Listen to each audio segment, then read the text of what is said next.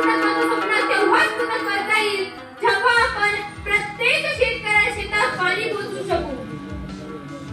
आपल्या देशात वाढणारी बेरोजगारी, देशात वाढणारी गरिबी, देशात वाढणारी अज्ञानता पूर्णत्वास थांबून देऊ तेव्हा आपलं राष्ट्रीय पूर्णत्वाचं स्वप्न पूर्ण होईल.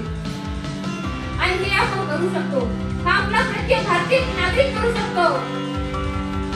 का बरं नाही आपण रक्तदान एखाद्या माणसाला जीवनदान देऊ शकत?